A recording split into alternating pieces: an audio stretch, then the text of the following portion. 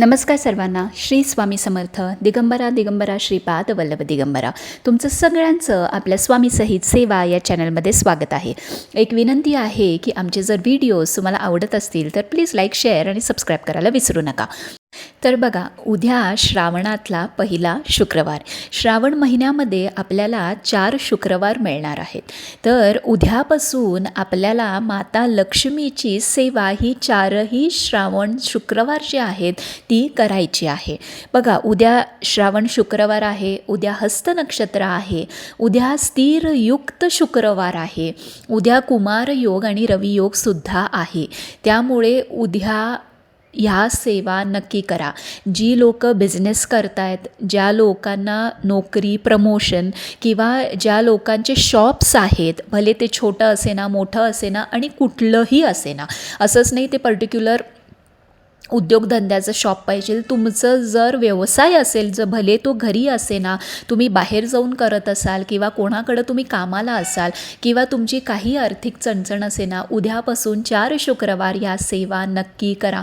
अत्यंत प्रभावशाली, अत्यंत पवित्र महिन्यामध्ये 4ही शुक्रवार जर सेवा केल्यात तर अखंड लक्ष्मीचा वास तुमच्या घरामध्ये राहील, अखंड लक्ष्मी प्राप्ती होईल. आणि मेन म्हणजे उद्या स्थिर योग आहे. आपण जेव्हाही माता लक्ष्मीकडे प्रार्थना करतो तेव्हा आपण स्थिर लक्ष्मी आपल्या घरी राहून दे ह्याच्यासाठी आपण प्रार्थना करतो. तर उद्या माता लक्ष्मी आणि त्यांच्याचबरोबर भगवान विष्णूंचीही करायची आहे, कारण जिथं विष्णूंची सेवा होते तिथंच माता लक्ष्मी ही स्थिर असते. बघा, उद्या तुम्हाला काय करायचं आहे, उद्या तुम्ही 2 गोष्टी करू शकता, कुठलीही करा.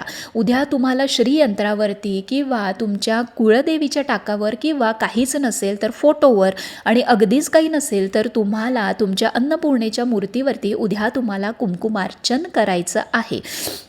आता कुंकुम अर्चन करताना उद्या तुम्ही कुंकवाने करा किंवा तुम्ही उद्या लवंगाने सुद्धा करू शकता. आता बघा, मी मागंसुद्धा हा व्हिडिओ केला होता की तुम्ही लवंगार्चन करून त्या लवंगा एका लाल पोटलीमध्ये बांधून तुम्हाला तिजोरीत ठेवायच्या आहेत. त्याच जर लवंगा तुमच्याकडे असतील तर तुम्ही परत त्या घेऊनसुद्धा करू शकता किंवा तुम्ही नवीन लवंगा घेऊनसुद्धा करू शकता.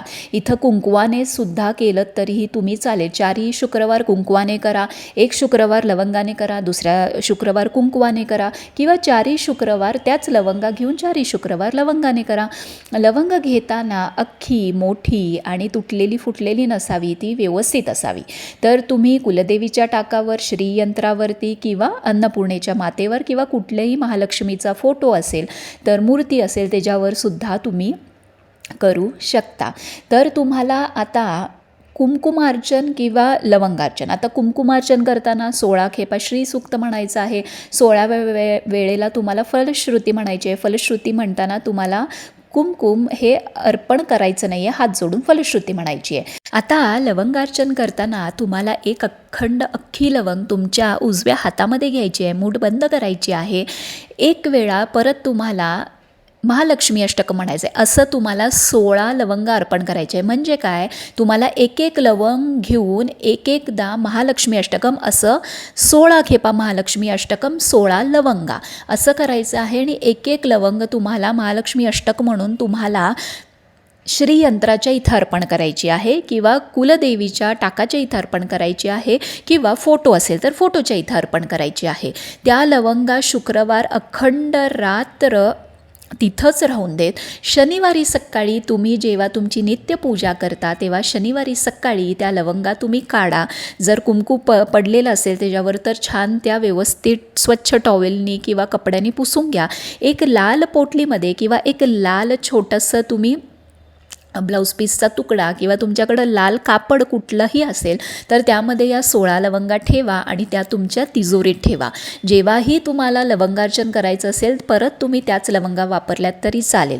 कुठलंही चांगलं काम असेल, कुठलंही चांगलं काही तुम्ही बिझनेस करायला जात असाल, नवीन स्टॉक घ्यायला जात असाल किंवा काही पैशाच्या गोष्टी, नवीन काहीतरी डील साईन करायला जात असाल, कुठल्याही चांगल्या कामाला तुम्ही ही जी लवंगाची पोटली आहे ती तुमच्या पर्समध्ये किंवा तुमच्या खिशामध्ये तुम्ही ठेवा.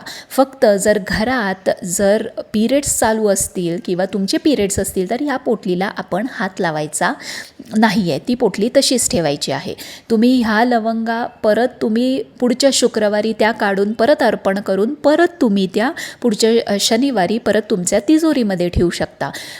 कुंकू असेल तर कुंकू तुम्हाला लगेच तुम्ही काढू शकता, दुसऱ्या दिवशी काढा, 1 तास ठेवून त्याच्यानंतर तुम्ही काढा.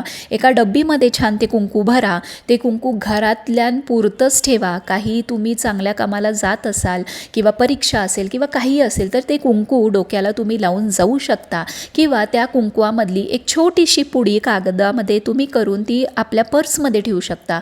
फक्त जेव्हा पिरियड्स असेल तरी ह्या कुंकवाला तुम्ही प्लीज हात लावू नका किंवा तुमच्याकडं हे कुंकू ठेवू नका. त्याच्यानंतर तुम्ही छान उद्या लाल फुलाला खूप महत्त्व आहे. कुठलंही लाल रंगाचं फूल उद्या तुम्हाला अर्पण करायचं आहे. आता हीच सेवा तुम्ही जर कुंचम असेल तुमच्याकडं तर हीच सेवा तुम्ही कुंचमच्या समोरसुद्धा करू शकता. फक्त कुंचमला आपल्याला कुंकुमार्चन करता येत नाही, त्यामुळं फक्त तुम्ही बसून श्री सूक्त 16 खेपा आणि महालक्ष्मी अष्टकम 16 खेपा तुम्ही म्हणू शकता. तर तुम्हाला उद्या कमळगट्ट्याच्या माळेवरती ओम श्रीम श्रीये नमः किंवा ओम श्रीम नमः या मंत्राचा जाप करायचा आहे 1 माळ. आणि उद्या तुम्हाला हे सगळं झाल्यानंतर 3 खेपा व्यंकटेश स्तोत्र उद्या तुम्हाला म्हणायचं आहे. माता लक्ष्मीची कितीही सेवा केली तरी ती तिथंच स्थिर राहते जिथं भगवान विष्णूंची सेवा होते. तर ह्या सगळ्या सेवा करून झाल्यानंतर 1 खेपा विष्णू सहस्रनाम किंवा 3 खेपा व्यंकटेश स्तोत्र हे तुम्ही म्हणा आणि छान धूप दीप दाखवा. आणि उद्या तुम्हाला जेव्हा तुम्ही दिवा लावाल तुपाचा तेव्हा तुम्हाला एक गोष्ट त्याच्यामध्ये टाकायची आहे, ती म्हणजे 1 काडी केशर. आपल्याला इथं गाईच्या तुपाचा दिवा लावायचा आहे आणि 1 काडी केशर तुम्हाला घालायचं आहे. बघा, केशर, हळद हे सगळ्या गोष्टी माता लक्ष्मीला प्रिय आहे. 1 काडी केशर घाला. जर तुमच्याकडं केशर अवेलेबल नसेल काहीही हरकत नाही. 1 चिमूटभर हळद त्या दिव्यावरती तुम्ही थोडीशी टाकू शकता आणि त्याच्यानंतर दिवा लावा. छान कुठलीही महालक्ष्मीची आरती किंवा देवीची आरती. आणि मी जी तुम्हाला सांगते ती आहे अश्विन शुद्ध पक्षी अंबा बैसली सिंहासनी हो, प्रतिपदे पासुनी घटस्थापनाती करुणी हो. ही महालक्ष्मीची आरती आहे. म्हणजे ही नवरात्रामध्ये म्हटली जाते, पण ही दर मंगळवार शुक्रवार म्हटली जाते. कुठल्याही घरात तुम्ही जावा, ही महालक्ष्मीची आरती खूप फेमस आहे. तुम्हाला अगदी गुगलवरती मिळून जाईल. तुम्ही छान उद्या या सेवा करा. उद्यापासून दर शुक्रवारी या सेवा करा. बघा, तुमची जी काही आर्थिक अडचण असेल ना, मी म्हणत नाही तुम्हाला की चला 4 शुक्रवार केला की तुम्हाला फुल एकदम पैशाचा एकदम वर्षाव होणार आहे, नाही. पण जेव्हा जेव्हा जसं जसं तुमचं ची बैठक जशी जशी वाढत जाते तसं तसं हळूहळू तुमचे सगळे मार्ग जे आहेत किंवा अडचणी ज्या आहेत त्या मोकळ्या हळूहळू होऊ लागतात आणि तुम्हाला मार्ग सापडतो. आणि माता लक्ष्मीसुद्धा आपल्याकडं हळूहळूच यावी, म्हणजे ती टिकते आणि ती स्थिर राहते. एकदम भस्स करून जर पैसा आला तो तसाच भस्स करून पैसा कधी जातो हा कळत नाही आणि आपल्याला त्याची किंमतही राहत नाही. त्यामुळे उद्या या सेवा नक्की करा. कुंचम भरताना सुद्धा तुम्ही उद्या श्री सूक्त महालक्ष्मी अष्टकम म्हणू शकता. तर काही प्रश्न असतील तर कमेंट बॉक्समध्ये नक्की विचारा. श्री स्वामी समर्थ.